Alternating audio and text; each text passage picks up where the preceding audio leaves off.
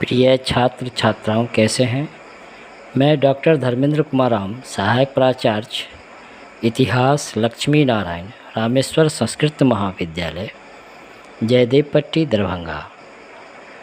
मैं आज online teaching के लिए उपस्थित हुआ हूं और आज मैं शास्त्री द्वितीय खंड के छात्र छात्राओं के लिए आधुनिक भारतीय इतिहास के अंतर्गत 1857 के विद्रोह के कारणों में आज हम लोग धार्मिक कारण और सैनिक कारण की चर्चा करेंगे। बच्चों, इससे पूर्व के क्लास में हम लोग 1857 के विद्रोह के कारणों में राजनीतिक कारण, सामाजिक कारण और आर्थिक कारण की चर्चा कर चुके हैं। आज हम लोग 1857 के विद्रोह के धार्मिक कारण और सैनिक कारण की चर्चा करेंगे। ब्रिटिश प्रशासन भारतीय धार्मिक विश्वासों, मान्यताओं और देवी देवताओं को उपहास की दृष्टि से देखा करते थे। साथ ही वे भारतीयों की जो परंपराएं होती थी, जो उनकी रीति रिवाज होता था, उनकी परंपराओं और रीति रिवाजों का भी वे मजाक उड़ाया करते थे, जिससे भारतवासियों के मन में ब्रिटिश सरकार के प्रति घृणा का भाव प्रारंभ हुआ। साथ ही ब्रिटिश सरकार ने अपनी नीतियों के माध्यम से भारतीयों को ईसाई बनाना चाहते थे। साथ ही भारत में ईसाई धर्म का प्रचार प्रसार जोरों से ये अंग्रेज किया करते थे। भारतीयों को ईसाई बनाने की पुष्टि, इस विचार की पुष्टि ब्रिटिश सरकार की कथनी और करनी दोनों से हमें स्पष्ट पता चलता है कि अंग्रेज़ी ईस्ट इंडिया कंपनी के जो अध्यक्ष थे श्री मैगल्ज ने ब्रिटिश संसद में, ब्रिटिश पार्लियामेंट में दिए अपने भाषण में कहा था कि भारत का विस्तृत साम्राज्य, व्यापक साम्राज्य संयोग से हमें प्राप्त हुआ है, ब्रिटेन को मिला है, ताकि ईसाई धर्म का पताका भारत के इस छोर से दूसरे छोर तक फहरा सके। मेजर एडवर्ड्स ने भी स्पष्ट किया था कि भारत पर हमारे अधिकार का अंतिम उद्देश्य इस देश को ईसाई बनाना था। ब्रिटिश सरकार के कृत्यों से इस बात की भी पुष्टि हो जाती है कि 1813 के चार्टर अधिनियम के तहत भारत में ईसाई मिशनरियों को आने की अनुमति दी गई और ये ईसाई मिशनरियाँ भारत में ईसाई धर्म का व्यापक रूप से प्रचार प्रसार करना प्रारंभ कर दिया और ज़बरदस्ती भारतीयों को ईसाई बनाने की मुहिम चलाई।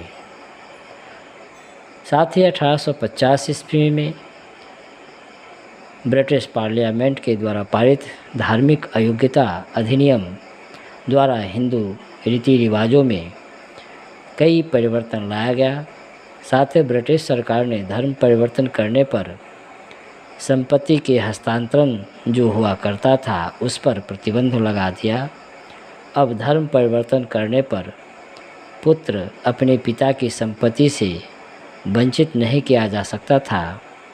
इस प्रकार ब्रिटिश सरकार के इस कृत्य से लोगों के मन में फिर से भय और असंतोष का वातावरण व्याप्त हुआ और ऐसे असंतोष के दौर में जब 1857 में असंतुष्ट भारतीय सैनिकों ने ब्रिटिश सरकार और उसकी नीतियों का विरोध किया और विद्रोह प्रारंभ किया, तो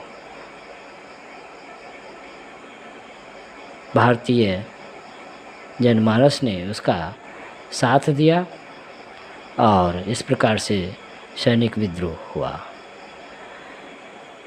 ब्रिटिश शासन को स्थापित और उसके विस्तार करने में भारतीय सैनिकों का कम योगदान नहीं था, लेकिन ये भारतीय सैनिक भी ब्रिटिश सरकार से असंतुष्ट थे।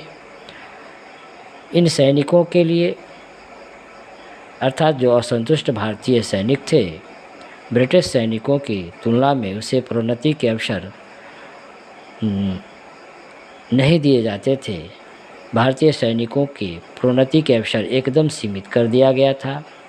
साथ ही उनकी क्षमता और योगदान चाहे कितनी ही क्यों न हो, भारतीय सैनिकों को सूबेदार से उच्च पद की वे कामना नहीं कर सकते थे। अर्थात भारतीय सैनिकों को कितनी भी स्वामी भक्ति ब्रिटिश सरकार के प्रति दिखाता, उसे प्रोन्नति के अवसर उतने अधिक नहीं दिए जाते थे।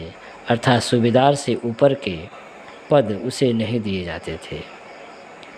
वहीं दूसरी चीज़ कि उन्हें ब्रिटिश सैनिकों की अपेक्षा इन भारतीय सैनिकों को कम वेतन मिलता था, और जब भी भारतीय सेना को विदेशी भूमि पर भेजा जाता था तो उस दल के ब्रिटिश सैनिकों को वेतन के अतिरिक्त भत्ते दिए जाते थे, जो भारतीय सैनिकों को नहीं दिया जाता था। साथ ही जब ये भारतीय सैनिक विदेशी दौरा से वो अपने गांव, अपने समाज में आते तो उसे समाज बहिष्कृत कर दिया जाता था, क्योंकि उस समय सामाजिक परंपरा या समाज में इस तरह की भावना थी कि विदेश यात्रा करना भारतीय समाज में उसे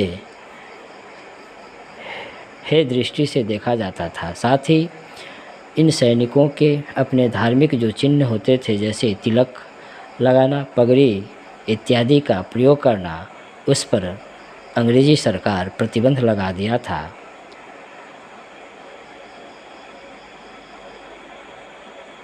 साथ ही उस समय समुद्री यात्रा को अच्छा नहीं माना जाता था, इसलिए जो भारतीय सैनिक विदेशों से लौट कर आते, उन्हें उनका समाज स्वीकार करने को तैयार नहीं होता। समाज से उन्हें बहिष्कृत कर दिया जाता था, और इस प्रकार से इन सैनिकों का जीवन मुश्किलों से भरा होता था। इसके अलावा ये भारतीय सैनिकों को ब्रिटिश सरकार की आर्थिक नीतियों से भी प्रभावित होते थे, क्योंकि वे समाज से कोई पृथक इकाई नहीं थे, बल्कि वर्दी पहने किसान ही थे, और वे ऐसे ही सुयोग्य अवसर के इंतज़ार में थे जब वे अपना प्रतिशोध ले सके। तो बच्चों, आज हम लोग 1857 के विद्रोह के सामाजिक, धार्मिक कारण और सैनिक कारण की चर्चा की। धन्यवाद।